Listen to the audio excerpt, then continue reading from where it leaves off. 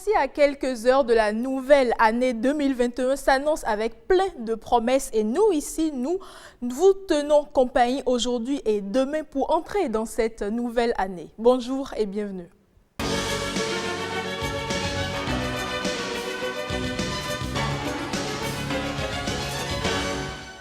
Raymond, bonjour. Bonjour Mylène, bonjour à toutes et bonjour à tous. Vous le savez, c'est un plaisir immense de vous retrouver chaque fois sur le rendez-vous de midi. Bono Swali. Bonjour Mylène, je salue les téléspectateurs, très heureux d'être ici en ce dernier jour de l'année 2020. Nous y sommes presque. Assel. Oui Mylène, bonjour à toutes, bonjour à tous. Ravi aussi de vous retrouver. C'est le dernier jour de l'année. Et on est ensemble. Tout à fait, je suis particulièrement heureux parce que l'année est terminée. 2020 a été une année avec toutes ces vicissitudes. Mais on a survécu. Oui, on a survécu, fort heureusement, fort heureusement. On nous avait annoncé le déluge qui n'a finalement pas eu lieu, fort heureusement. Le coronavirus est passé par là.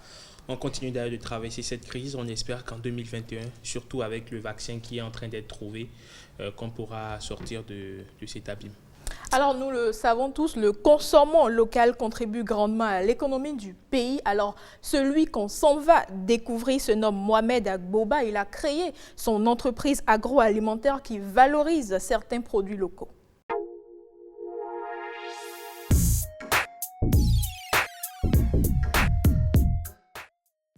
Je suis titulaire d'une licence en génie civil. Donc, j'ai fait le génie civil. Et après le génie civil, je me suis lancé dans l'agroalimentaire. Suite à l'obtention de mon diplôme en génie civil, j'ai eu des difficultés à trouver un emploi stable. Et je me suis dit, je ne peux pas rester les bras croisés pour attendre indéfiniment l'emploi. C'est comme ça que j'ai décidé, réfléchir. Et dans mes réflexions, j'ai posé une question à une dame qui était colocataire. Je lui ai dit, selon toi, qu'est-ce qu'on peut vendre pour se faire un peu d'argent? Elle a donné ses idées et celle-là, elle dit, tiens, je vais me lancer dans l'agroalimentaire. Et j'ai commencé par faire le beurre de karité. Mais pour le faire, j'ai beaucoup appris sur YouTube. Je me suis dit, je ne vais pas faire ça de façon basée comme les gens le font, mais je vais mettre un peu de pro dedans. Donc j'ai appris. J'ai regardé des tutoriels, j'ai appris, j'ai vu que je devais faire des étiquettes, je devais avoir une marque et avoir un logo.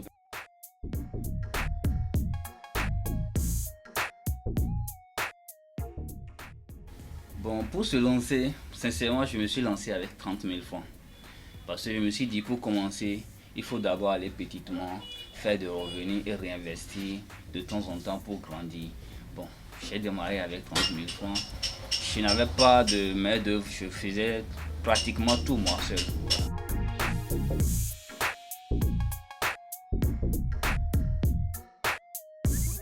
Avec le temps, ça s'est développé parce que déjà, quand j'ai commencé avec le beurre de karité, je me suis dit, si j'ai un seul produit, je dois avoir les mêmes clients.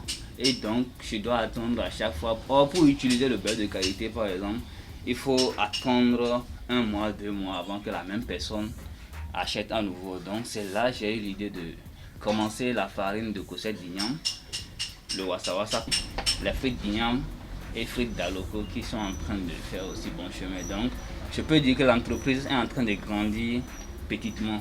Si je prends les frites d'Ignam, l'inspiration est venue du fait que chaque fois quand je vais acheter les frites de pommes de terre, je vais souvent au supermarché pour prendre ça. Et je me suis dit, mais pourquoi pas faire aussi les frites d'Ignam, puisque les pommes de terre c'est importé. Nous aussi on peut donner de la valeur à nos produits.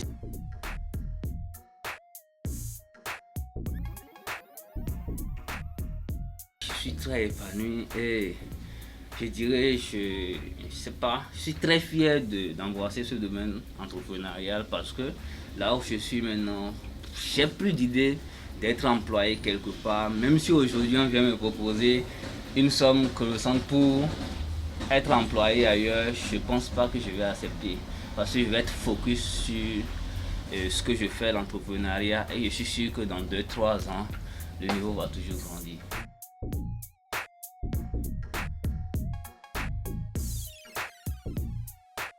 Moi, je dirais à la jeunesse de ne pas se focaliser sur l'emploi parce que déjà, quand on nous forme, On dit travailler bien et vous aurez un bon emploi, un bon bureau, un bon salaire. Mais ce n'est pas la réalité aujourd'hui. Tout a changé.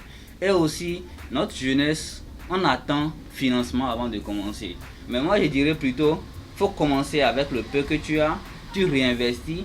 Ne cherche pas déjà à t'épanouir avec les premiers revenus que tu as. Et petit à petit, le financement viendra vers toi. Ce n'est pas toi qui ira vers le financement. Donc, il faut le courage, la détermination. Et souvent, on dit l'entrepreneuriat, c'est facile, il faut rentrer dedans, il faut s'enrichir. Mais c'est beaucoup de courage. Être focus, être sûr que ce que je fais, ça va marcher. Et être prêt à aller d'échec en échec pour pouvoir trouver la vraie solution et être épanoui. Alors Raymond, que dis-tu de la valorisation de certains produits locaux auxquels on est déjà habitué? Oui, mais vous savez qu'aujourd'hui, la question est plus que jamais d'actualité parce qu'on parle de consommation local et bien au-delà des concepts, bien au-delà des théories, il est temps de passer à l'acte, de passer à l'action. Et il faut bien des gens pour pouvoir enclencher, on va dire, cette forme de révolution parce que on est tous d'accord et on s'entend tous sur le fait que, eh bien, sur le marché, les produits de chez nous ne sont pas forcément beaucoup présents. Et donc, il faut à un moment donné prendre nos responsabilités et faire en sorte de promouvoir ces produits, nos produits locaux pour pouvoir les mettre sur le marché, pourquoi pas le marché international. Donc, déjà en faisant cet effort-là au niveau micro, c'est-à-dire au niveau de notre petite échelle ici, pour pouvoir valoriser nos produits, je crois que l'initiative, elle est louable et elle est très bien appréciée. En tout cas, pour moi, un produit comme le beurre de karité, quand on connaît toutes ses richesses et notre ami du jour, Monsieur Mohamed Agbouba, qui s'est donné pour mission de transformer ce produit-là en un produit vendable. Si possible, des mélanges d'huile et autres. Évidemment, donc voilà, aujourd'hui on est fiers de dire qu'on prend de l'huile d'olive, on prend de l'huile de cidre, de l'huile de ricin, de festif, tout ça. Donc si on arrive déjà chez nous à promouvoir un label local, le beurre de karité, qui, Bruno ne va certainement pas me contredire, est une richesse dans le nord du Bénin, je crois qu'on va pouvoir en tirer un maximum de profit parce que le marché, à mon sens, il existe et il ne reste qu'à être conquis. Et il y a l'emballage, surtout, qui a une âme redoutable pour pouvoir attirer et garder le consommateur. Tout à fait, le beurre de karité, c'est une façon de vendre le Bénin. Quand on prend par exemple le beurre de karité, ça nous sert beaucoup. Ça sert de pommade. C'est bien pour la peau, plein de vertus. On est en amontant, on peut se passer ça rapidement sur le corps. Même sur le lèvre. Sur les lèvres. Tout ça. Et c'est d'ailleurs la pommade qui tient le plus en période d'harmattan. Oui. Tout à fait. On essaye de faire recours au beurre de karité quand on est en décembre. Et Bruno, l'emballage, il faut surtout en tenir compte parce que ça attire. Oui, ça attire parce que qui dit promotion ou valorisation des produits locaux veut aussi dire leur consommation en fait, parce que si la consommation ne suit pas, donc tout ce qu'on fait autour, ça devient inutile. Et pour que cela soit consommé, il faut que ça attire. Et pour que ça attire, donc il faut que ce soit... Il faut bien présenter. Donc j'ai toujours dit la présentation de quelque chose, c'est ce qui d'abord attire. Ça peut après vous laisser un goût d'inachevé ou un goût d'insatisfaction, mais déjà vous attirez d'abord. Et après, si c'est bon, donc la consommation va suivre. Et je pense que la valorisation des produits locaux, le véritable problème après leur valorisation, en fait, c'est est-ce que nous consommons, est-ce que nous aimons les produits de chez nous? Là est le vrai problème, parce qu'aujourd'hui, nous parlons du beurre de karité. Oui, c'est bien beau, mais lorsque c'est exposé au marché, combien de dames ne traversent pas ce beurre de karité-là en ne prêtant même pas assez d'importance, en ne taillant pas assez d'importance à ce beurre de karité qui a assez de richesse, et en allant vers d'autres huiles qui nous ont été vendues par la presse, qui nous ont été vendues par les réseaux sociaux, qui nous ont été vendues par les publicités, dans les publicités, etc. Parce que ça a un nom que je ne veux peut-être pas citer, ou ça a une marque, etc. Et on estime que ça fait mieux le travail, etc.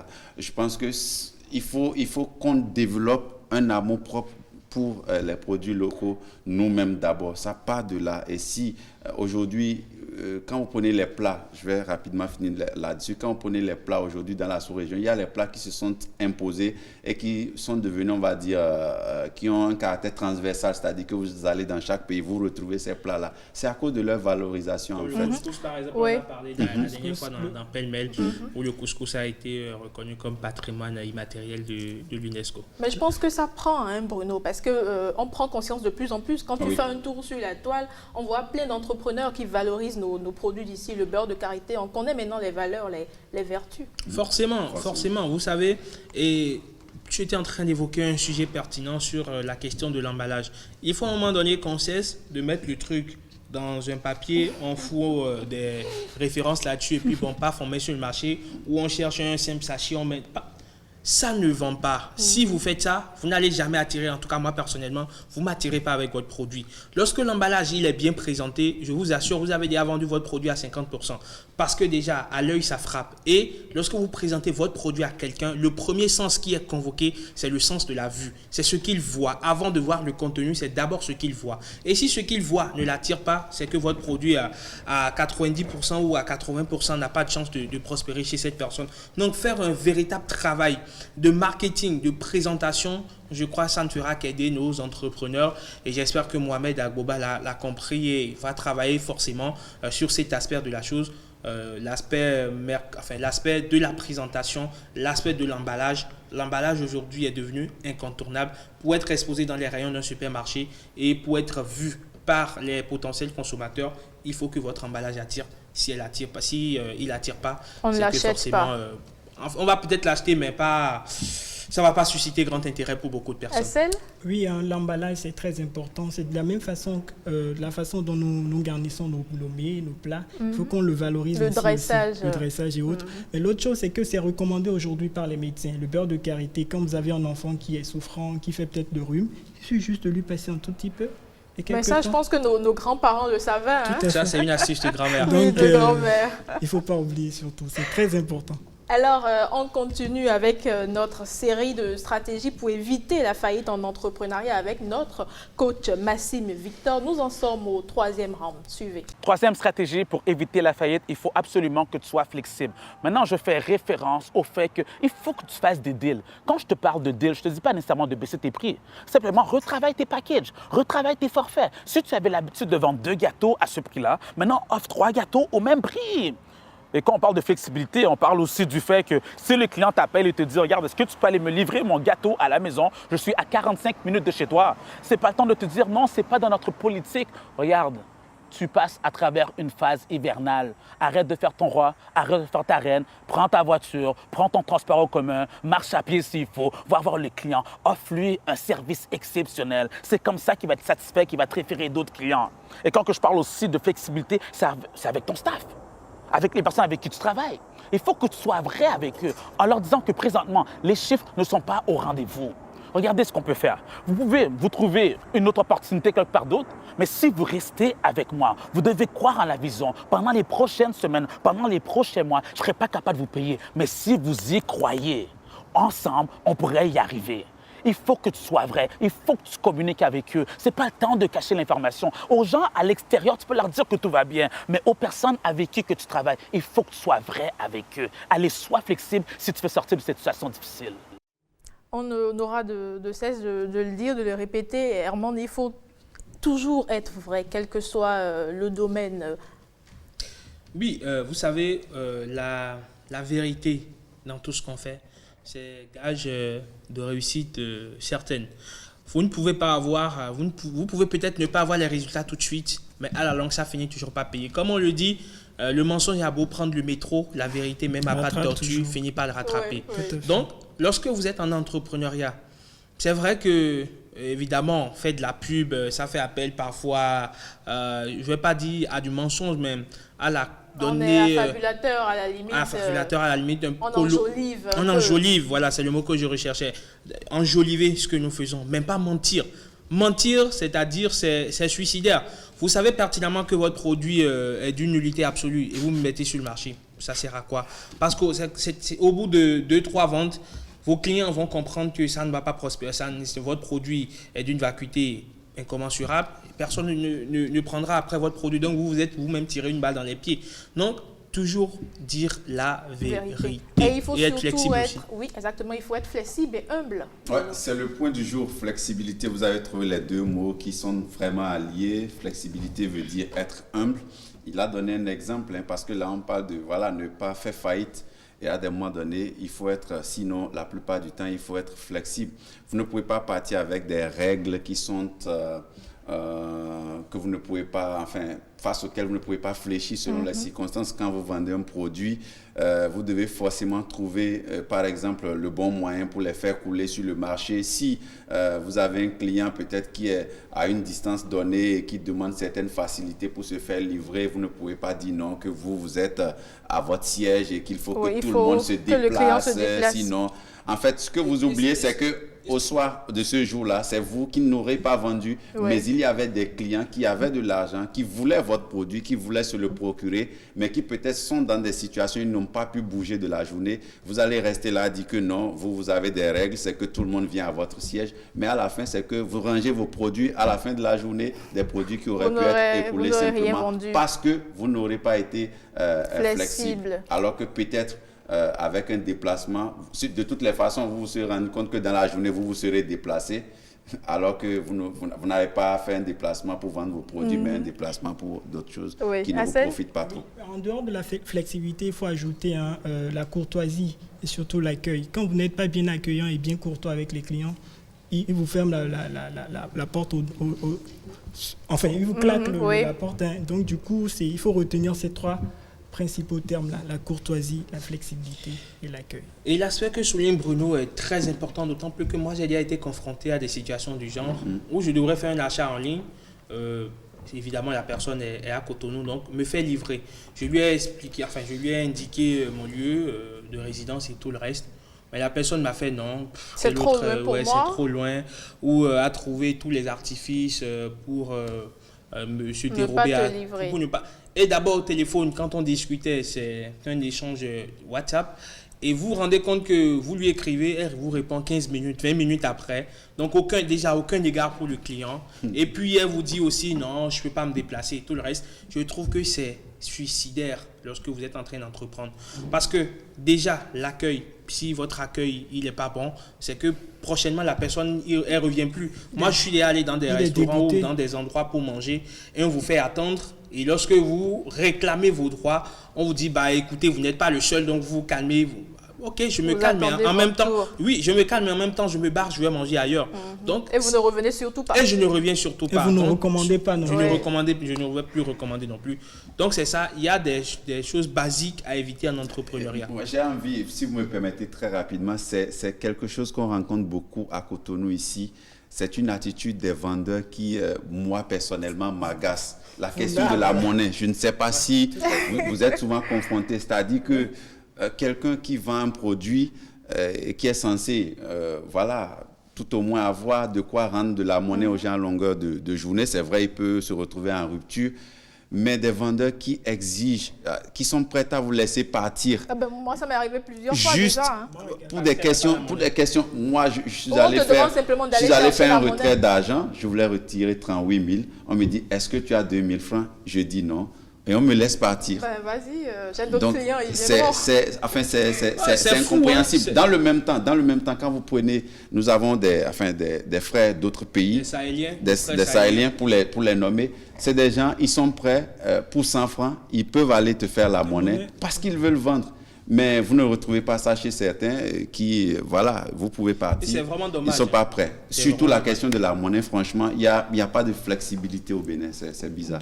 Et les gens ne sont même pas prêts à vous faire la monnaie d'ailleurs.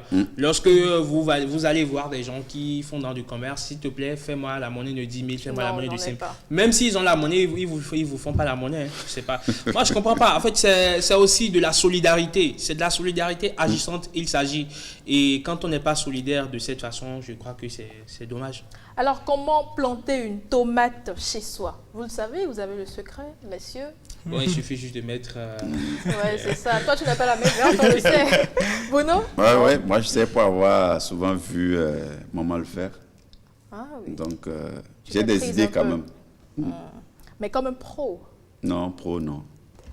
Alors, de la plantation à l'entretien jusqu'à la récolte de la tomate, chaque geste a son importance dans la culture de ce produit très prisé en cuisine. Sa pousse vous dévoile ses secrets pour cultiver vos tomates comme pro.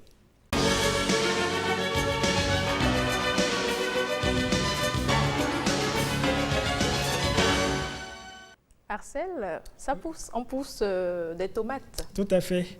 Alors, ça pousse, on va parler de cet ingrédient presque incontournable dans la cuisson de nos repas.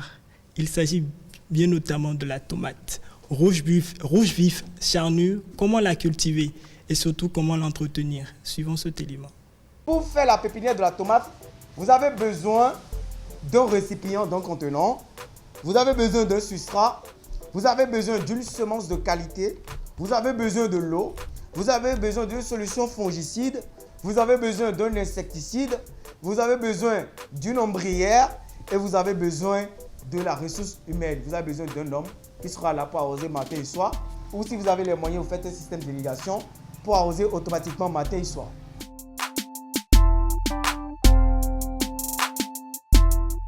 Pour réaliser la pépinière, je prends mon ciseau. Je prends mon sachet de semences. Je vais couper dans le sens de la largeur comme ça. Hop, ce ciseau, ce n'est pas le ciseau qui est beaucoup plus adapté. Je prends ce ciseau-là. Je coupe dans le sens de la largeur. Je vais ouvrir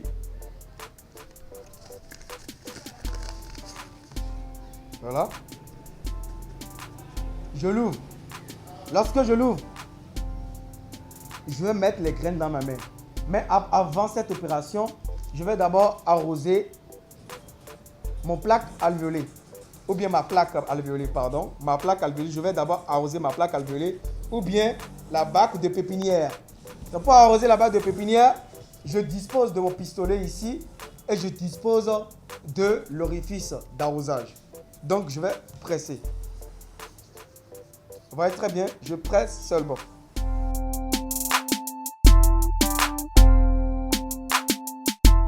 J'ai 25 plants à l'intérieur de mon bidon. Ça fait 5 x 5. Ça fait 25 plants à l'intérieur de mon bidon. Maintenant, je vais sélectionner 25 graines pour pouvoir faire ma pépinière. Donc, il est toujours important d'enlever le gant pour ne pas se tromper parce que les graines coûtent hyper cher.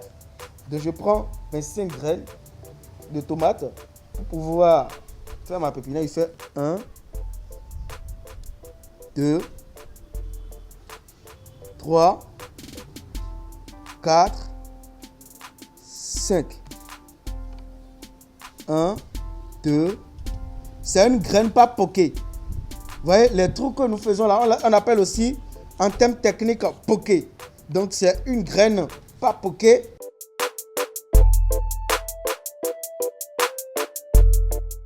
Je vais arroser. Donc j'ai fini de réaliser le semis. C'est ce qu'on appelle semis. Je viens de terminer avec la phase de semis. Je viens de réaliser mon semis. Voilà. Je viens de réaliser le semis. Je vais toujours mettre de la pression dans mon pulvérisateur. Je finis de mettre de la pression dans mon pulvérisateur. Je vais déposer maintenant cette fraîcheur dont mes graines ont besoin pour germer facilement et tranquillement.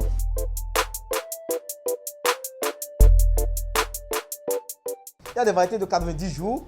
Il y a des variétés à cycle indéterminé. Il y a des variétés qui produisent tout le temps. Lorsque vous avez le tuteur, vous avez l'eau, vous avez les engrais, vous avez les fertilisants, ces variétés-là produisent tout le temps. Donc, le temps de récolte de la tomate dépendra du type de variété qu'on a en présence. Mais de façon standard, il faut observer 3 mois pour avoir des fruits matures. Alors, Bruno, sais-tu comment cultiver la tomate? Oui, avec l'élément un peu plus, oui. Un peu plus, je me rends compte que, voilà, je regardais maman faire, mais il y avait pas mal de choses à parfaire. Mais la chose qui me paraît un peu laborieuse dans la culture de la tomate, c'est lorsque la tomate commence par pousser, enfin, le fruit même commence par, voilà, le fruit même commence par germer. C'est la capacité du fruit à s'étaler au sol et parfois pourrir, en fait, avant même la récolte. Donc, il y a comment dirais-je, ce système-là qui consiste à mettre un peu des branches pour relever un peu les plantes de tomates pour que les tomates ne traînent pas au sol, parce qu'avec les pluies, parfois, lorsque les eaux viennent, etc., les tomates traînent au sol et elles peuvent pourrir. Donc, ça devient laborieux parce que, bon, sur d'autres fronts, quand tu plantes, tu viens seulement désherber, tu attends la récolte. Mais ici, pendant même que la plante est en train de pousser, il faut beaucoup de soins encore. C'est tout comme un jardin, il faut beaucoup de soins pour ne pas laisser la tomate pourrir. Alors, monsieur Main Rouge, vous avez déjà essayé? Non, jamais. Non, en réalité, on allait écraser la tomate sur une meule. Et lorsque vous finissez, les pépins qui sont restés donc dans l'eau, ça pousse après. Vous jetez ça quelque part. Vous vous rendez compte au fil du temps, à force de jeter, vous vous rendez compte qu'il y a des herbes qui commencent à germer à cet endroit et vous vous rendez compte finalement que c'est de la tomate. Donc c'est comme ça moi j'ai planté des tomates. Donc je dirais que j'ai planté des tomates à mon insu. Le processus, tu l'as suivi jusqu'au bout, jusqu'à la récolte, tu en as eu? C'était à mon insu. Non, finalement ça pousse, ça donne des fruits. Et ça donne des fruits. Oui, ça donne des fruits. Maintenant après c'est que ce n'est pas forcément de mon fait, parce que ça a été fait de façon tacite. Je ne sais pas que je me suis levé de mon propre chef et j'ai mis en terre des semences et tout le reste qui ont fini par germer. Donc, je crois avec ces techniques, je vais pouvoir essayer peut-être, pourquoi pas. C'est parce que tu n'as pas eu une mère comme moi. Ma maman, elle passe le matin et puis elle t'arrache tout ça. Elle ne laisse pas. Et tu vois tous tes efforts voler en éclats en quelques minutes. Ah oui, ça on me l'a fait. J'avais planté de la citronnelle. J'étais en location à l'époque, donc j'ai planté de la citronnelle. Et un matin, j'étais là, je voyais le propriétaire ou la propriétaire, parce que c'est une dame désherbée. Et puis bon, voilà, pépère, tranquille. Mauvaise herbe. Et je me suis rappelé justement de cet adage fond qui dit que le locataire n'a pas le droit de planter des fleurs. Enfant, ça donne quoi? Je préfère pas le dire. Non, mais il faut ajouter que pour réussir la pépinière de tomates, il suffit juste d'un petit cadre, hein, même avec un simple bidon de 25 litres. Il faut juste découper le bidon, mettre du terreau et enfoncer son petit doigt là, histoire de creuser un tout petit peu le trou et d'y mettre la graine. La semence. Histoire que, surtout arroser un matin et soir, pendant au moins 2 mois. Pendant 2 mois. C'est difficile, hein? Pour pouvoir récolter après. C'est le plus difficile. Surtout quand tu as quelqu'un qui déjà oublie de te nourrir par jour. Sinon, normalement, après 6 mois déjà, ça doit pouvoir prendre. Quand vous arrosez matin et soir. J'espère que très prochainement, on va prendre le maïs. Ah oui, il y a d'autres thématiques qui sont en vue. Rassurez-vous. Le maïs, il y aura du beau. Je vais beaucoup aimer. William. Merci à toi. Merci, Mylène. Alors, dans la minute du consommateur ce midi, on vous donne le processus pour pouvoir obtenir sa carte biométrique.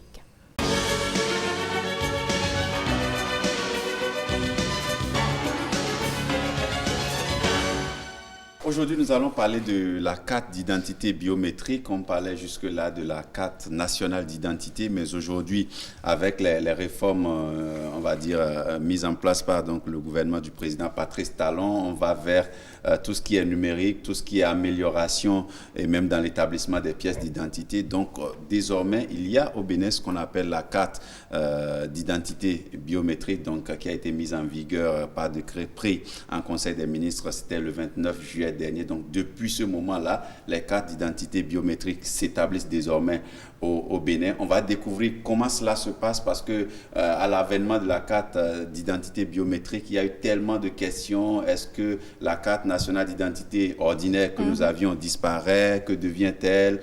Est-ce que la carte d'identité biométrique ne coûte pas beaucoup plus cher? Pourquoi une carte d'identité biométrique si on en avait une qui est ordinaire, la carte nationale d'identité? Pourquoi il y avait tellement de questions, des questions auxquelles nous allons essayer de répondre ce matin parce que la carte d'identité biométrique, franchement, elle est beaucoup meilleure. Il faut l'avoir, il faut la faire établir, c'est très important. Déjà, on va suivre cette vidéo pour voir donc comment cela se fait parce que c'est aussi toute une démarche, tout comme la carte nationale d'identité ordinaire. Là aussi, c'est toute une démarche. On va suivre et on revient juste après pour les précisions. Je suis venu prendre l'acte de naissance sécurisé. La carte nationale d'identité biométrique est désormais la carte nationale d'identité instituée par la loi. Les anciennes cartes d'identité qui sont encore en vigueur, c'est-à-dire dont la date d'expiration n'a pas encore échu, demeurent en vigueur jusqu'à expiration. Cependant, si vous êtes détenteur d'une ancienne carte qui arrive à expiration et que vous n'avez pas une urgence des urgences, votre devoir est de demander l'établissement de la carte nationale d'identité biométrique. Il faut d'abord s'assurer qu'on avait fait le RAVIP. Et si oui, il faut sortir son récépissé RAVIP. Ça là, ce n'est pas encore une pièce. Sur la base de ce petit récépissé du RAVIP là, s'adresser à l'ANIP ou s'adresser à la mairie pour dire mais je veux voir les gens de l'ANIP ici et on demande l'acte de naissance sécurisé et le certificat d'identification personnelle. Et on vous demandera en même temps d'apporter la preuve que votre identité est certifiée par l'État dans le registre national des personnes physiques. D'où le certificat d'identification personnelle qui vous permet de connaître votre numéro unique et national. L'acte de naissance sécurisé, c'est 1000 francs. Le certificat d'identification personnelle, il y a le coût réel du certificat, c'est 2500, plus la plastification, si on a ces deux pièces, l'acte de naissance sécurisé et le certificat d'identification personnelle. Ajouter une photo portrait, c'est-à-dire la plus actuelle, pour avoir une belle photo. On paye 6 000 francs pour la carte biométrique. Quand vous réunissez ces conditions, vous aurez votre carte d'identité biométrique.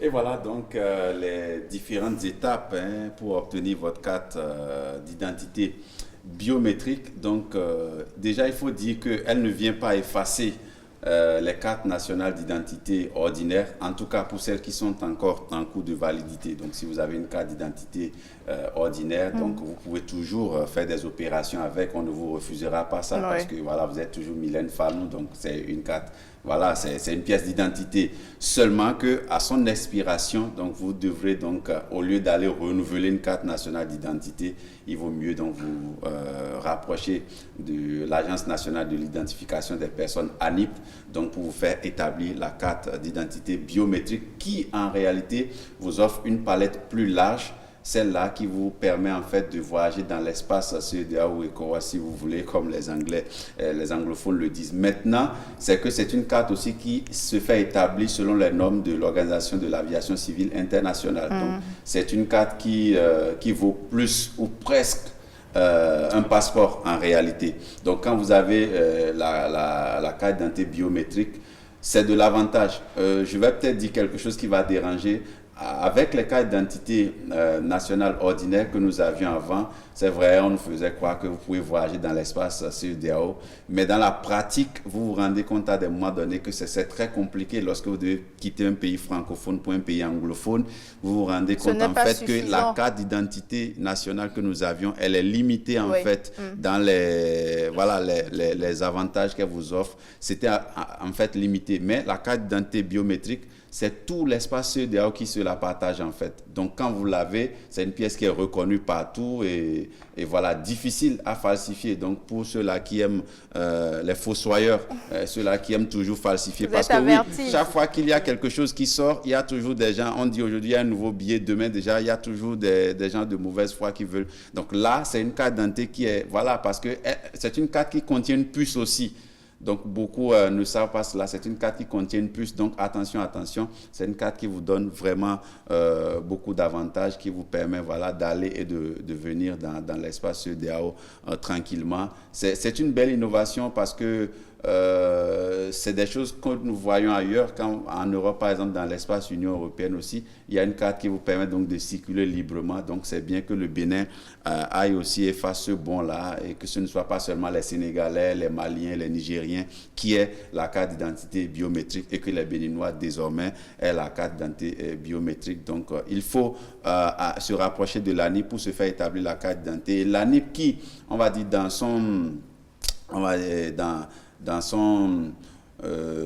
devoir républicain, a même délégué des équipes qui aujourd'hui font le tour des ministères, qui ont fait le tour des ministères, donc pour pouvoir aider les agents d'État, les agents permanents de l'État qui travaillent, les fonctionnaires, donc qui à peine dans leur chronogramme de la journée, ont du temps pour se rapprocher de l'ANIP. Donc l'ANIP se rapproche aussi dans cette démarche de l'administration aujourd'hui pour permettre aux différents agents de l'administration de pouvoir se faire enregistrer. Donc là aussi, c'est à saluer de la part de l'ANIP. Parce que si on laisse tout le monde, ce n'est pas toujours évident de trouver du temps.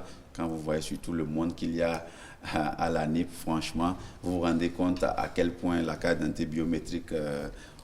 les gens se l'arrachent comme des bouts de pain. J'espère qu'on l'a tous déjà sur ce plateau. Non, moi pas encore. Moi pas encore. Et je crois que je vais faire l'effort de l'avoir très vite et vous permettrez En fait, quand Bruno développait les aspects de la carte biométrique, ça m'a fait rappeler la dénomination d'un ministère qui est tout juste à côté de nous qu'on a eu. Le ministère des Affaires étrangères, on l'a toujours, mais à l'époque, c'était le ministère des Affaires étrangères, de la francophonie, de l'intégration africaine et des Béninois de l'extérieur. Donc, c'était le volet intégration africaine que ça m'a fait tic dans la tête. Donc, je me dis, c'est l'intégration africaine, on promeut la libre circulation des personnes et des biens. Et déjà, dans l'espace CEDEAO, je crois, les 15 pays de l'espace CEDEAO, je crois, on pourra déjà... nous permettre de circuler librement, ne serait-ce que dans cet espace ouest africain. Ça a duré ces 5 ans. 5 ans ou 6 ans 5 ans. C'est 5 ans comme la carte nationale d'identité. Merci à toi, Bruno. On a toutes les informations. On va s'en sortir. C'est sûr. Dans l'espace CEDEAO, pas seulement au Bénin. Alors, on fait le tour de l'Afrique, pas que dans l'espace CEDEAO avec Herman Amengan.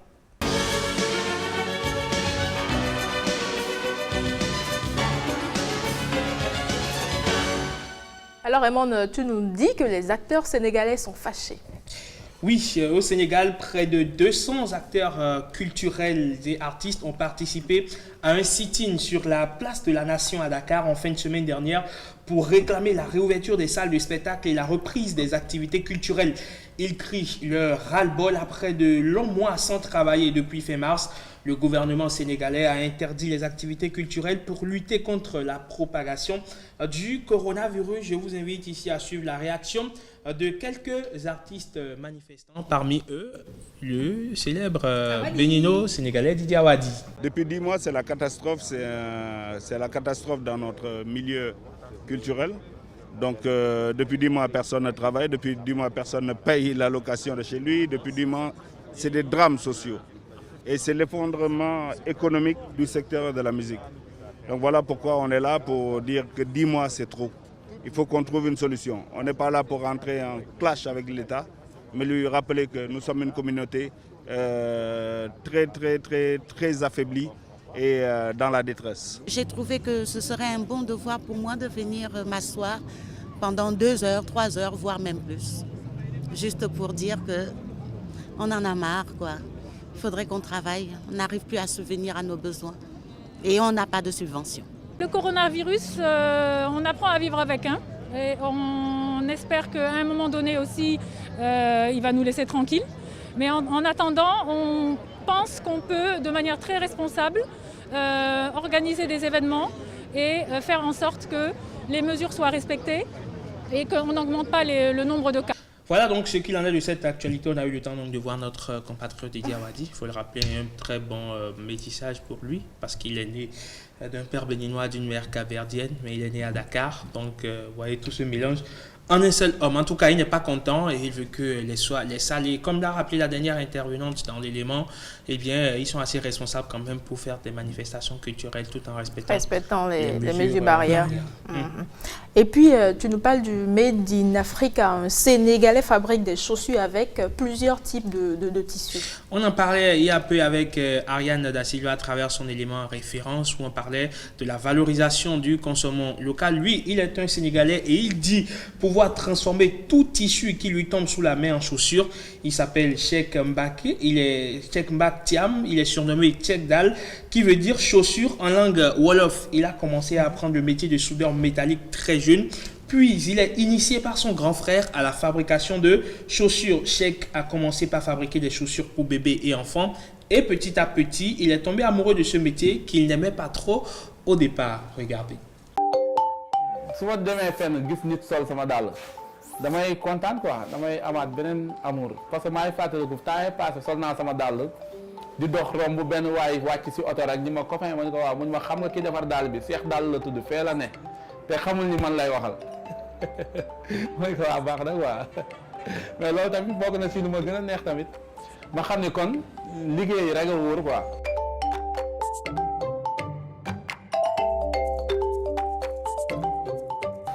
man la Cheikh Mbacke Thiam ñu gën ko xam ci Cheikh Dàll waaw man Cheikh Dàll bi li koy indi mooy création yi may def waaw ci sama liggéey muy liggéey artisanat Cheikh Dàll benn ndaw boo xam ne dafa yàgg am ambition ci lépp lu muy def mu jiitu si nekk si kanam quoi waaw ma dem ba benn instant daal yi su ma ko defaree ñu naan du liggéeyu africain liggéeyu tubaab la ndax couleur bi ni muy mel.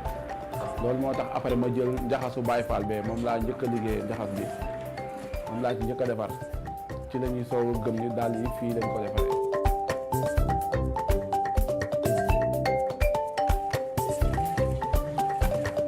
ba mu ciy dugg bugguma ko woon noonu mais ba ma demee ba ci biir après dama cee am amour quoi waaw amour bi ma ci am moo tax ba ma ci jàng nekkee xale di ko jàng ma ci defar ay porte-clés quoi di ko jaay 150 gars yi di ko jël di ko def seen caabi affaire yooyu loolu nag moo ma ci yóbbu ma dem ba benn instant tamit ma commencé defar ay dàll liir dàll bébé affaire yooyu ma dem ba ci kanam may yokk par ndànk-ndànk di yokk par ndànk ba commencé defar dàllu mag virus bi gën maa dugg nag.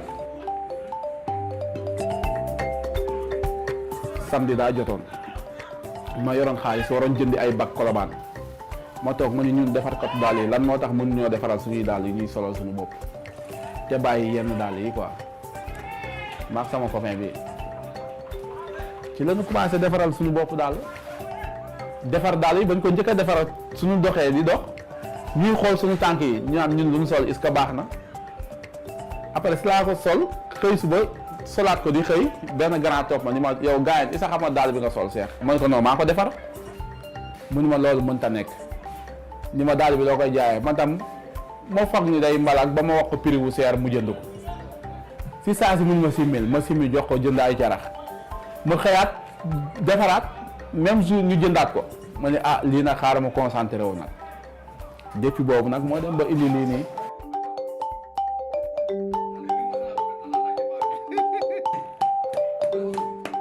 waaw damay liggéey cuir damay liggéey tissu bogolan damay liggéey wax damay liggéey paañ lépp luy xeetu tissu daal ku ma ko jox ma defar ko daal nu mu mënta mel.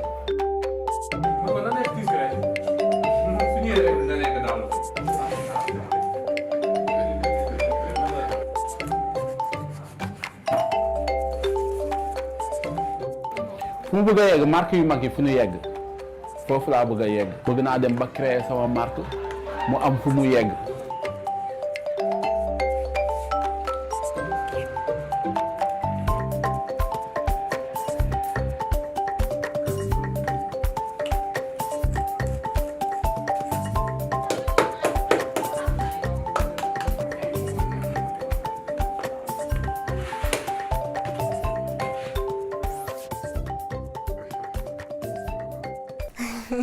Voilà, c'est pas beau ça. Ouais, c'est beau. Bruno. C'est beau, hein, c'est un génie. L'agencement, franchement, il faut avoir des idées, hein, toujours. Prendre chaque chaussure, imaginer comment la refaire, comment la transformer. Je sais pas, ces gens, ils travaillent vraiment les méninges. Donc je pense qu'il confectionne lui-même ses chaussures. Oui, Il confectionne les chaussures. Il ne prend pas des chaussures et il ne recycle pas. Il confectionne. C'est un cordonnier. C'est un cordonnier justement.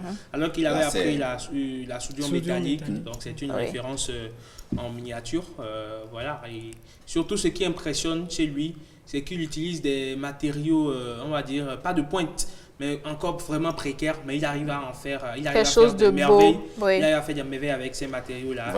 On s'imagine si on lui donne des matériaux professionnels ou des matériels, je veux dire, des matériels professionnels. Ce qu'il va pouvoir réaliser. Ouais, c'est un gros génie. Et le plus difficile, c'est quand vous atteignez cette étape, à des moments donnés, vous avez des gens qui viennent avec leur goût à eux, leur idée à eux, en fait, qu'ils vous disent, et vous devez suivre leurs idées, suivre un peu leur feeling, rentrer un peu dans l'esprit de ce qu'ils disent et leur produire ce qu'ils sont en train de vous demander. C'est là où ça devient... C'est plus simple quand c'est de votre propre inspiration. Mais quand les clients viennent, je veux une chaussure de telle manière, le derrière doit être comme ci, le devant doit être comme ci. Là, c'est plus compliqué. Avec lacet, sans lacet, etc.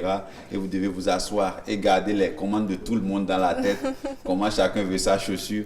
Franchement, c'est un génie. Hassel? Alors, il est tout simplement ingénieux, vivant qu'il continue et qu'il poursuit dans le même chemin. Courage à lui donc. Tout à fait. Alors, cap à présent sur la Centrafrique qui tente d'exister dans le monde musical. Alors oui, la République démocratique du Congo a sa rumba, le Nigeria a son afrobeat, mais qui peut citer un style musical propre à la Centrafrique? En tout cas, bien peu, même à l'intérieur de ses frontières. Mais il y a tout de même le motengene, rythme ignoré à Bangui. Plusieurs artistes ont tenté de remettre le motengene au goût du jour, mais hormis dans un cercle restreint d'auditeurs locaux, ceux-ci sont tombés dans l'oubli, comme les autres formations du pays. Et pourtant, le motengene est une musique identitaire du pays, une question de fierté nationale, mais aussi une manière de retrouver des fondations communes pour surmonter les divisions après des décennies de guerre civile, de corruption et de népotisme. Mais en tout cas, quand certains s'adonnent encore aujourd'hui au motengene, voici ce que ça donne. Écoute ça.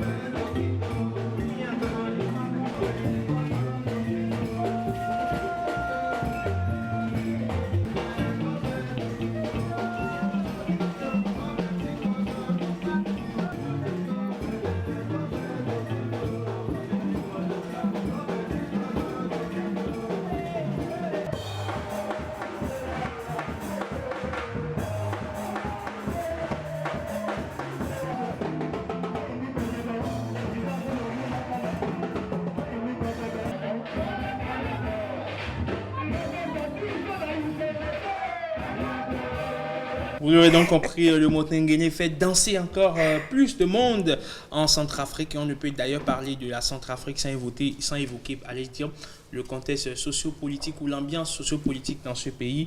La météo, vous le savez, elle est des plus torrides. Aujourd'hui, en tout cas, vous le savez, certainement 3 guerres civiles entre 2003 et 2013 ont sévèrement affecté le monde de la culture en centrafricaine, mais le manque de moyens reste le premier frein à l'émergence des artistes, Mylène, car en Centrafrique où l'industrie du disque est inexistante, leurs revenus se résument au maigre cachet dans les bars et mariages, l'équivalent d'environ 60 000 francs en moyenne par groupe à partager entre une dizaine, voire une quinzaine de membres dans un pays où le revenu médian est d'environ 1600 francs, 16 000 par mois. Rares sont les producteurs qui veulent évidemment ou qui peuvent se permettre d'investir à perte, et les enregistrements réalisés dans les studios locaux se distinguent par leur amateurisme plus que par leur capacité à s'exporter à l'international. Depuis cette année, évidemment, les lignes bougent. L'Organisation mondiale de la francophonie et le gouvernement centrafricain ont dessiné les contours d'une politique culturelle pour le pays. On attend de voir. On attend, on espère. Evan, merci. Merci, tout le plaisir était pour moi. Alors nous le savons tous, le programmeur informatique conçoit des logiciels, mais pas que, il fait bien d'autres choses. Une profession libérale est différente de celle d'un développeur. Alors, quelle est la différence, la nuance entre ces deux désignations et qui peut être un programmeur informatique ensuite?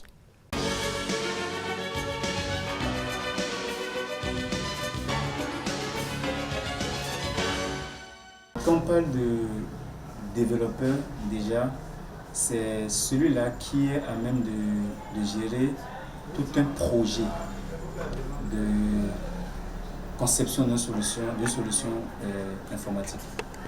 D'accord? Parce que quand on parle de projet là, c'est toute une étape, d'accord, qui va depuis l'analyse des besoins du client jusqu'à la sortie, jusqu'à la livraison du produit fini, de la solution informatique finie.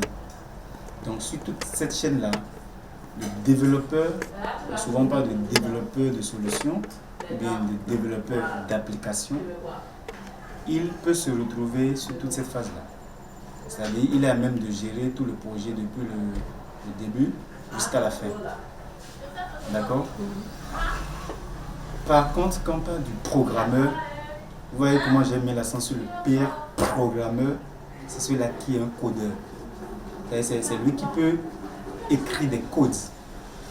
Ce que le développeur a déjà spécifié, après avoir analysé les besoins de l'utilisateur, définir le cahier de charge et qui spécifie les fonctionnalités d'un système et d'une solution qu'on veut mettre en œuvre.